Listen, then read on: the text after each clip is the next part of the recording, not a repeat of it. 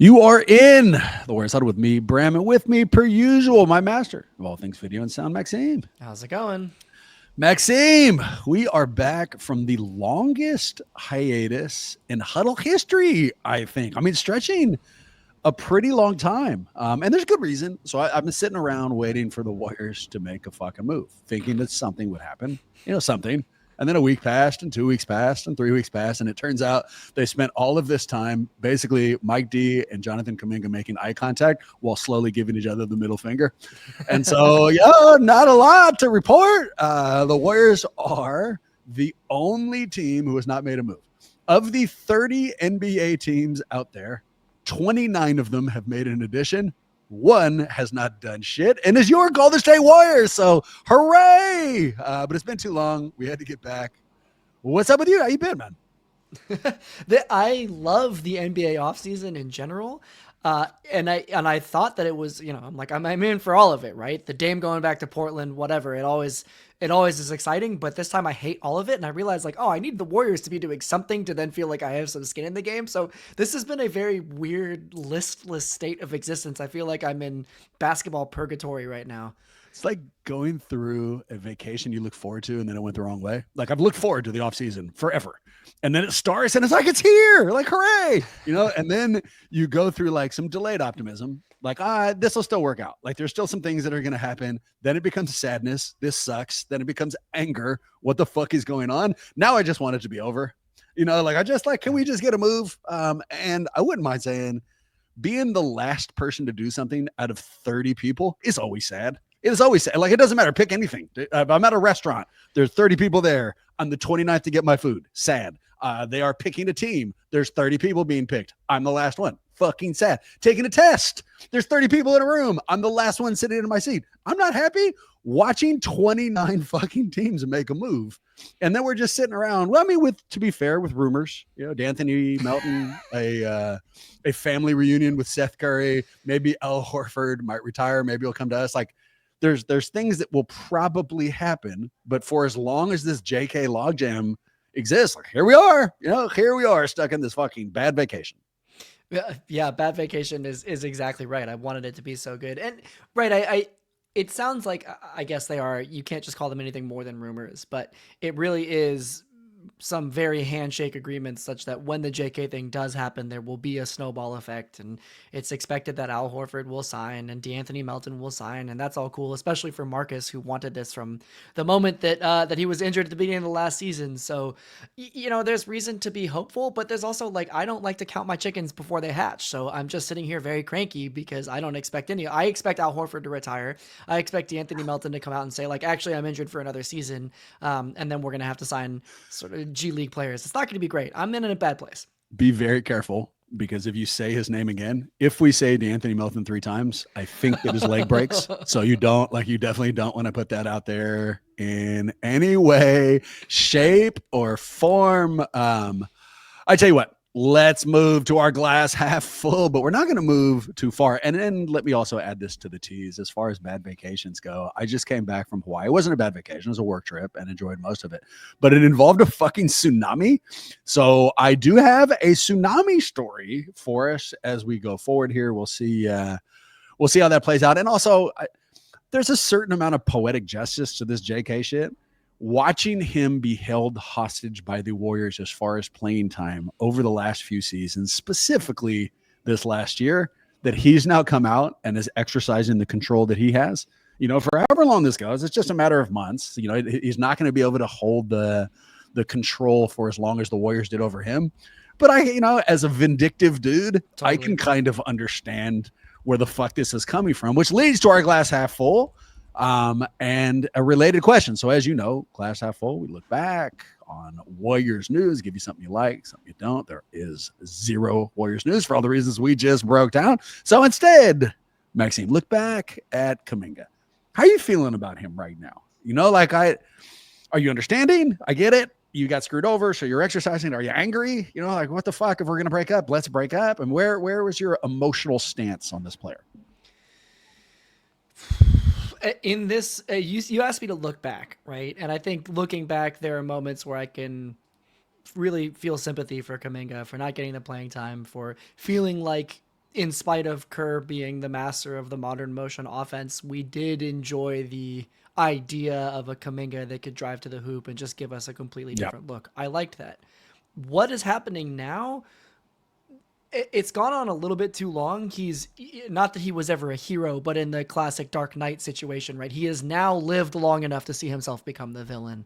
And I think it's not just him, it's his agent, that I think the dominant narrative is feel however you want about Jonathan Kuminga, but that dude should definitely fire his agent. And now there's stuff coming out. Slater was like, no, I never actually reported that, he'd gotten offered these contracts beforehand. It wasn't ever quite like that. But it just feels like this has been entirely mismanaged. And it's hard to think at this point that it's Kaminga specifically. And it feels more like he has a team surrounding him that is just not leading him down the right path.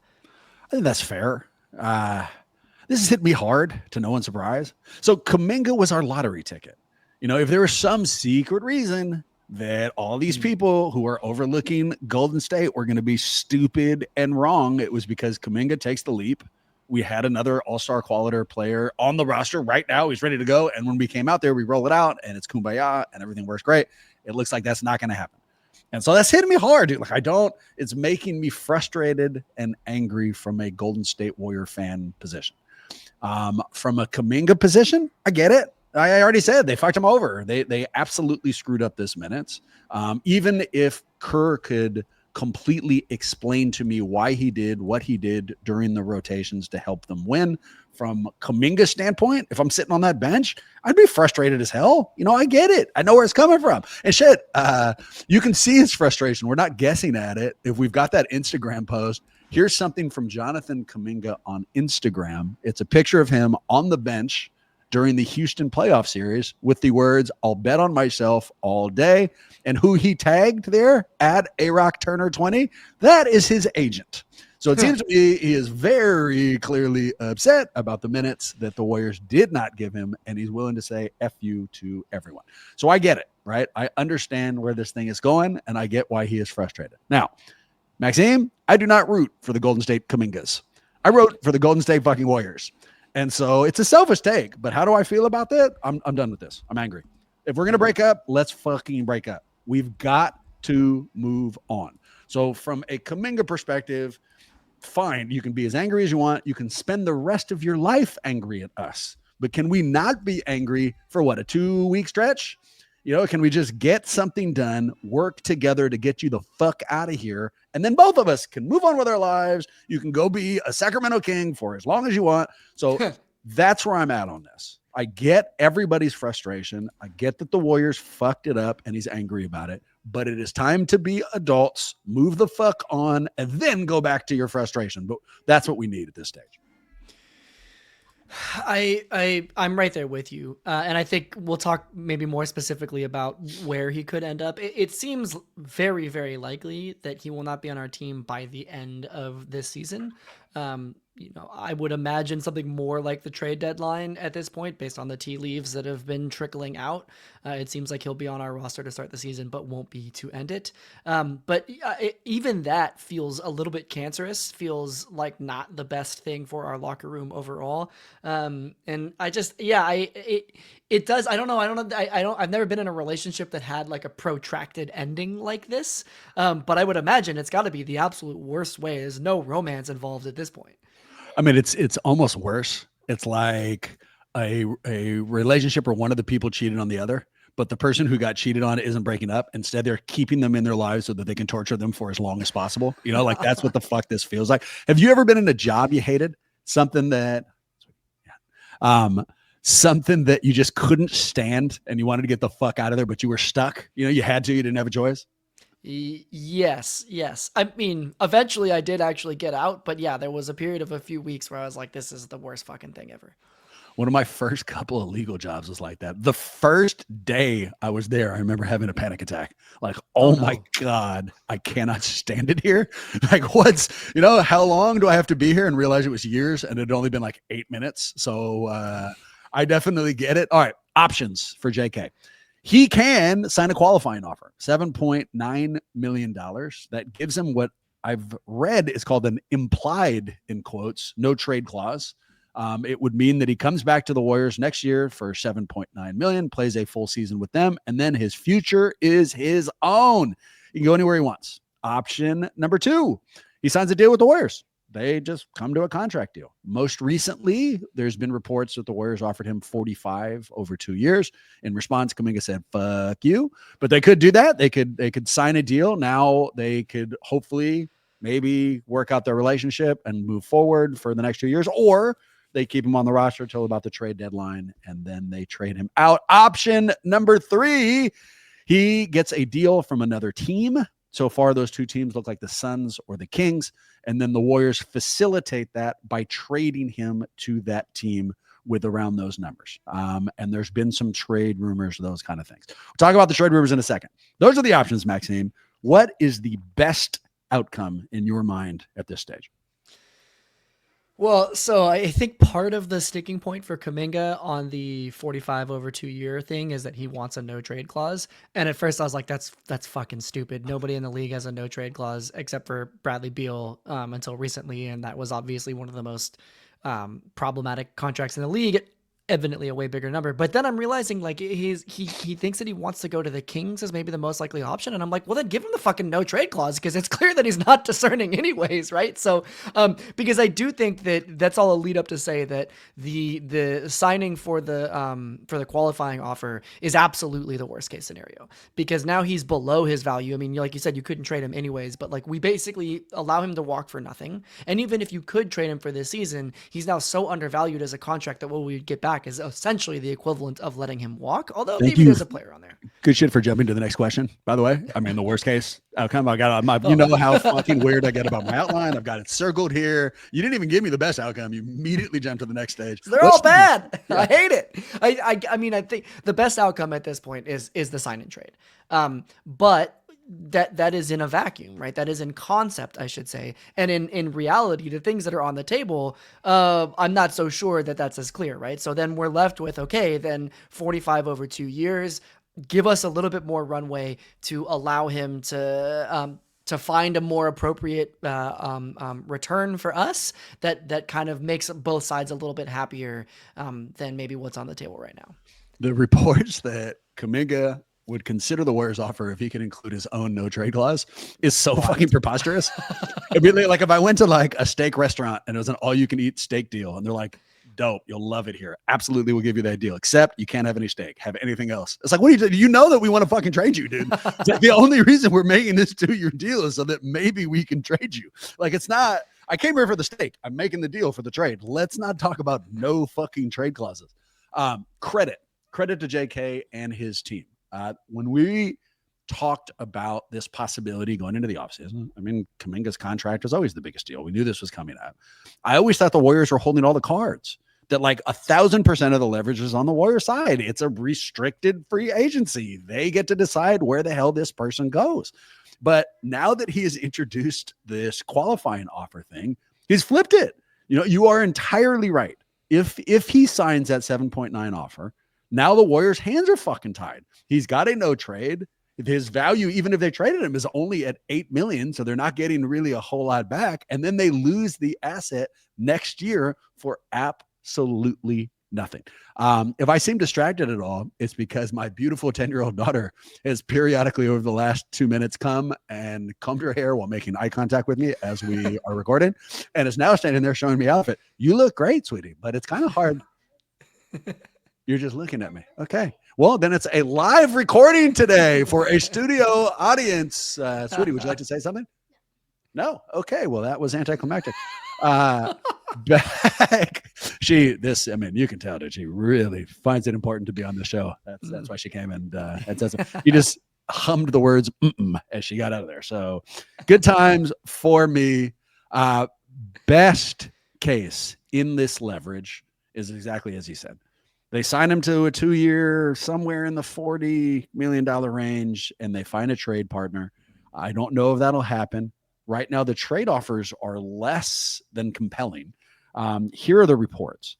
The Suns are interested, and the Kings are interested, Maxime. The Suns are willing to give JK $90 million over 4 years.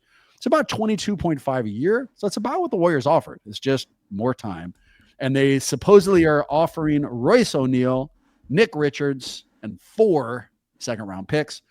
The Suns also interested, including a 3-year deal for JK at $63 million, so $21 a year, again, right about what the Warriors are offering.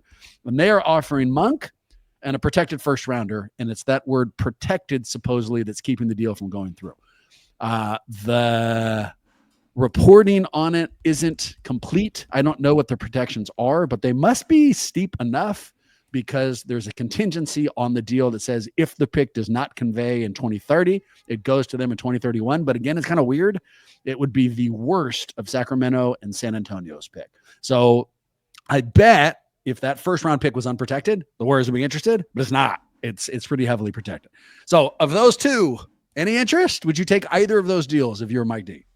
Sorry, so you're saying even I didn't understand this wrinkle beforehand. Even if the Kings gave us the pick unprotected, it essentially still has some protections on it just by virtue of where it exists. No, right now their offer is first rounder in 23 or 2030 that is protected.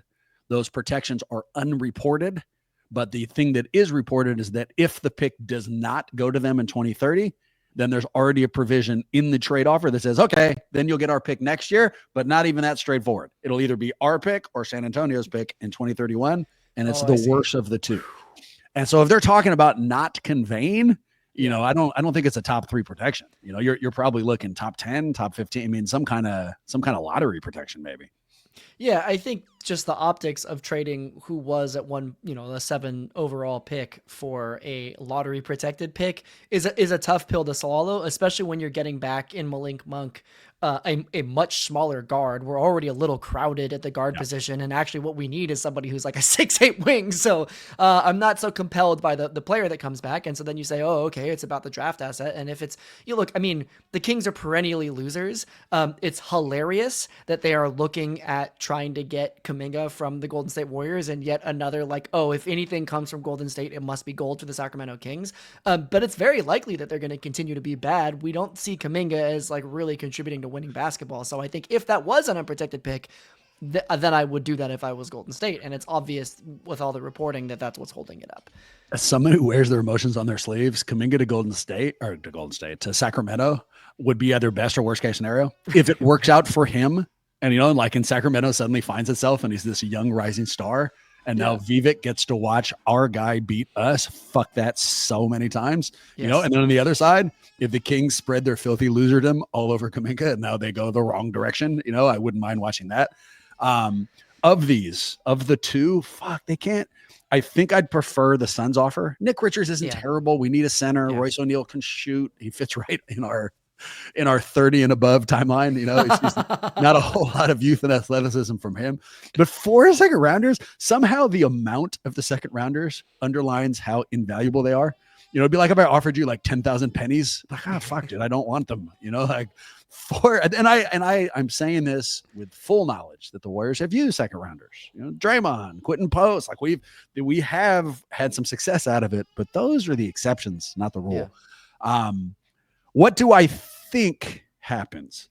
I think the Warriors blink. I think they do accept one of these shittier trade offers at some point. I think that Kaminga's camp will win with their threat of leverage that we're going to sign this qualifying offer. And I think at the last minute, we buckle and make one of these moves. And honestly, at this stage, I just want it to be done. You know, I am ready, man. I just want this moment to be over. I think I agree with you, though there is some hope that I have that Mike Dunleavy and the rest of the front office are actually like really ballsy and are willing to have Kaminga sit on the bench for half of the year in order to get a better long-term deal. But that feels really scary, especially when we're talking about having a pretty aging roster and it's a very much a win now situation. And we want to surround Steph with the best possible options. And I don't think that a sour Kaminga is going to make that happen. So I generally agree with you. And I also agree that the Suns offer is the slightly better one to pick. And they can't just ice him because they'll sign that fucking deal. If he signs that 7.9, they can do anything they want with him. They can sit him, they can play him. It doesn't matter. He'll walk. You know, they could if he signs that offer, that means his future is his own. You know, he controls the trade. He'll probably say no. if they could trade him, they're only getting $8 million back. And then next year he walks. It's entirely up to him where he goes, and he's not coming fucking here. I can guarantee you there's 29 possibilities, not 30. Like it's just not happening. Although I will tell you a quick story with the line I just used. I worked for a firm long ago. Bleep this name, please. There was a guy, in fact, I just won't say it. There's a guy named who worked there, who was a longtime partner. And by the time I got there, he was running the show, had been there for a real long time, and just did what the fuck he wanted, deservedly so. And within the first few years, we hired a brand new associate. It was one of these go-getting people. Like he just desperately wanted to succeed and would kiss your ass in order to get there. And me, this go-getter, and the partner are walking down the hall, and the go-getter is just talking to the partner. And it's like, what can I do for you, sir? Is there anything I can do? Is there research? Can I pick this up? Can I grab you lunch? Can I do anything? Can I do anything? And finally, the partner turns around, looks at him, and says, all I want is for this moment to end.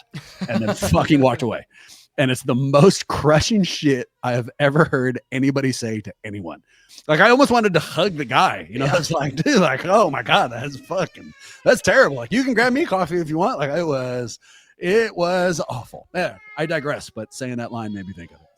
It's just like because all the dude was just trying to be is earnest, which is very much unlike what Kaminga is trying to do here. I do think there is a world in which actually he takes the qualifying for that 8 million and walks and ends up being very, very disappointed because Hope so. His trade value is right. The rest of the Cam Thomases of the world, right? The rest of the people that are unsigned in sort of his tier are unsigned for a reason. It's because the league sees them as not really contributing to winning basketball. So sure, is there a dumb team like the Sacramento Kings or the fucking Charlotte Hornets or whatever out there that is willing to extend him some amount of money? Probably. Is another year of not contributing to winning basketball, being iced out of a fantastic organization like the Golden State Warriors, going to increase the value that he could potentially get on the open market? No. So while I do hear you that he has a shred of leverage in this context, I'm not entirely sure that he is and his camp even are totally confident that if they take that at 8 million, there's going to be something like 20 or 45 or 90 over 3 years or 4 years or whatever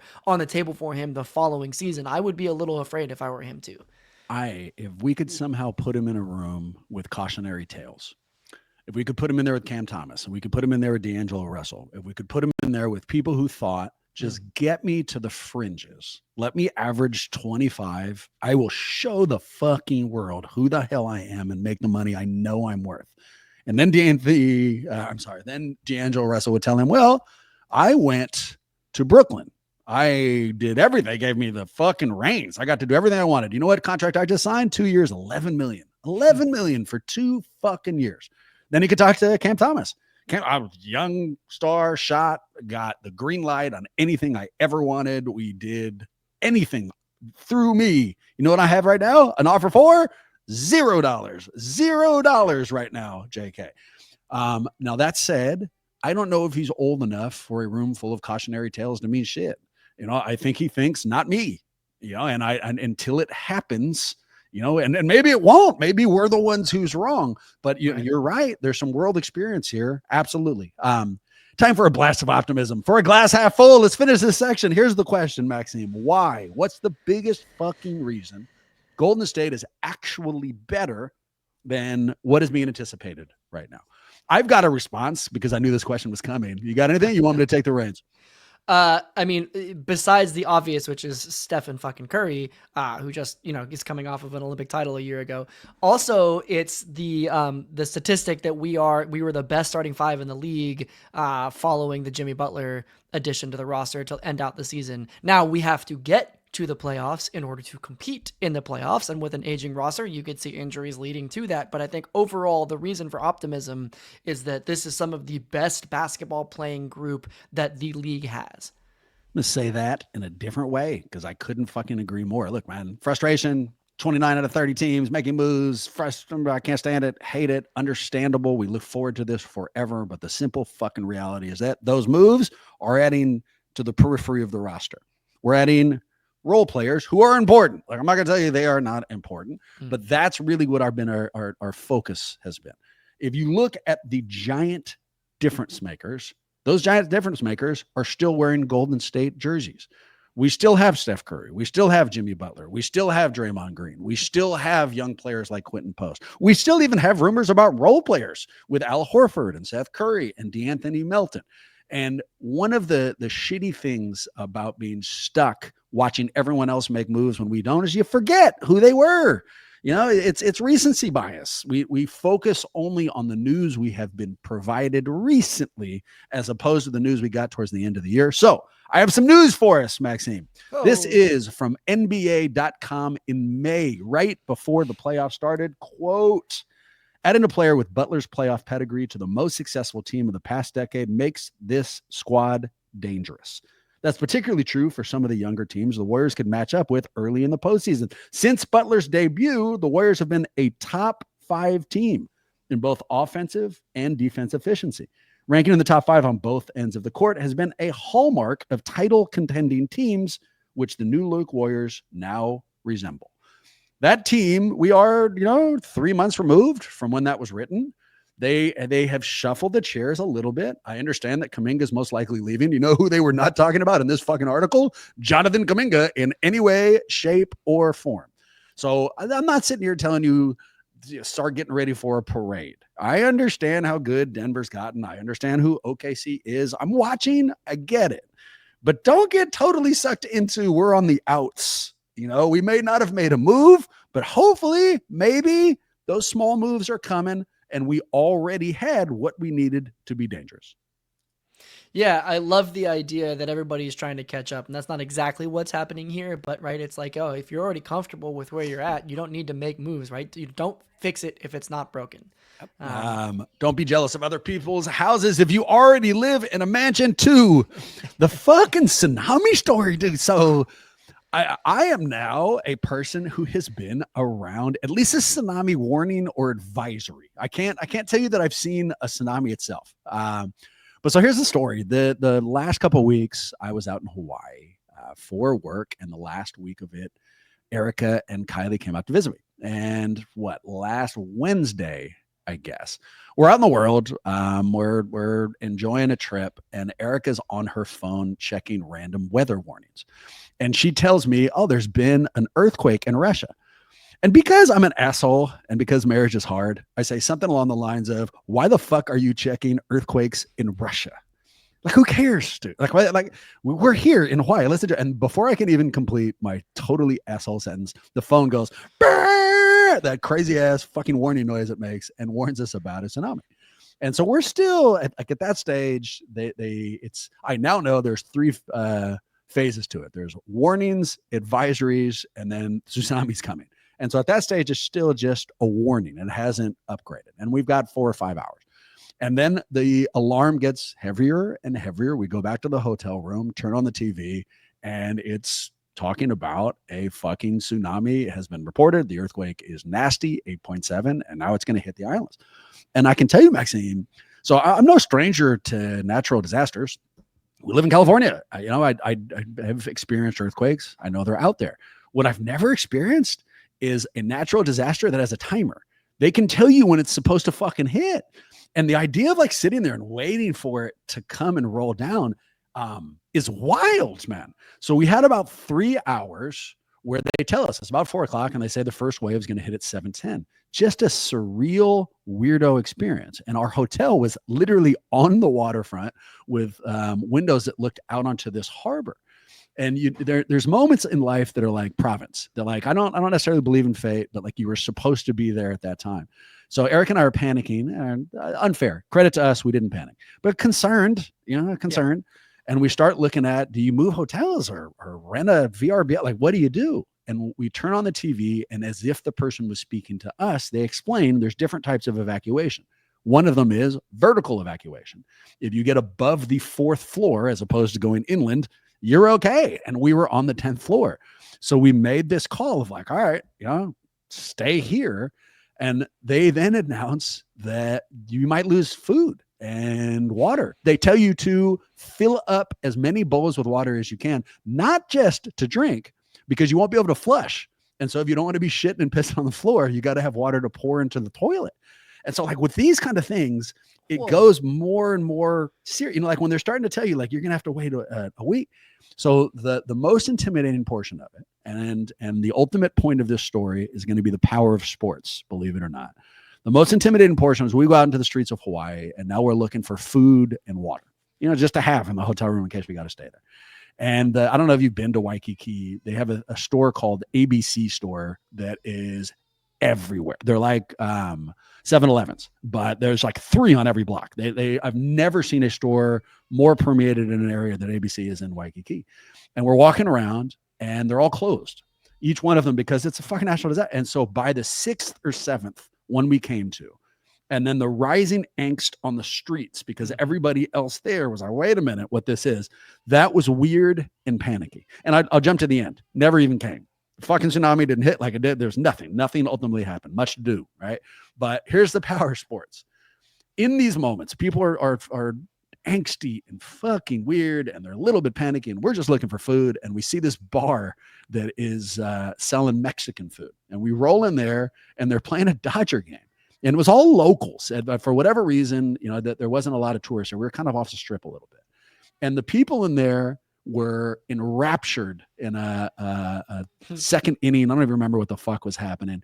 And I remember coming in and thinking they're ridiculous. Jesus, there's a disaster happening.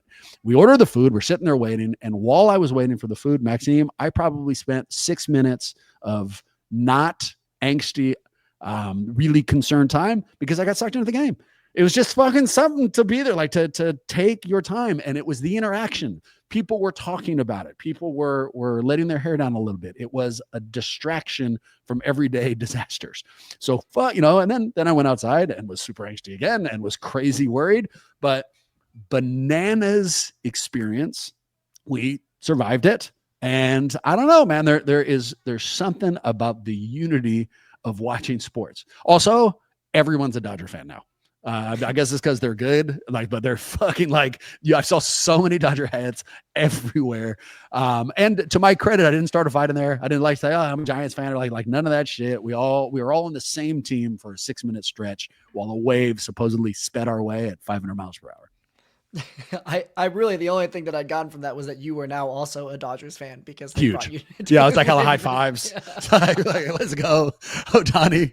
I stand up, turn around. It's an Ohtani shirt. I place bets with him now. We're really close. No, but in all seriousness, I was worried about you. I texted you when I found out that it was all coming down, and we weren't expecting maybe the same level of intensity of a tsunami here, but there was concern throughout the West Coast that something could hit. So I'm really glad it was much ado about nothing. I'm really glad that 8.7, which is the 6th biggest earthquake of all time, which is insane, was off the coast, such that by and large there wasn't really any impact on human life. Great outcome for a scary moment. And it did remind me to re-prep my earthquake kit, to make sure I had a firebox, all of these things, right? Like, these disasters come when you least expect them, when you're on family vacation in Hawaii. So glad everybody's safe, and get ready for the next one. To be fair, I've also prepped too. I bought a ton of Dodger gear. I mean, wow. It's coming. It hasn't arrived yet. I mean, we'll see how old school VHS tapes, so that when just all the way waiting I can't wait. Next one, you can I've invited my friends from Hawaii. We're gonna have a really fucking good time. Actually, missed you. It's great to be back here. You know what? I had another topic I was gonna do today. We had a hard stop. So instead, I'm gonna use it as a tease, which we never do because the story just entertains the shit out of me. Gilbert Arenas has apparently been charged with running an illegal poker game, and it's fucking deep in the details, which we'll go through next week. But that his house was essentially turned into a casino. That they staged it, that they had a house, that they had stewardesses who would offer companionship, quote unquote, in the article. And to make things even more entertaining, Gilbert, of course, has already come out and talked about it and said, look, I'm going to snitch. I am not spending fucking years in jail. I have no problem snitching. So I cannot wait to talk both about that story and a little judgment theater. Which one of us would be snitches in a similar situation? Tell me nothing. We'll wait for that next week. With that in mind, go Warriors. And hopefully we'll see you real soon.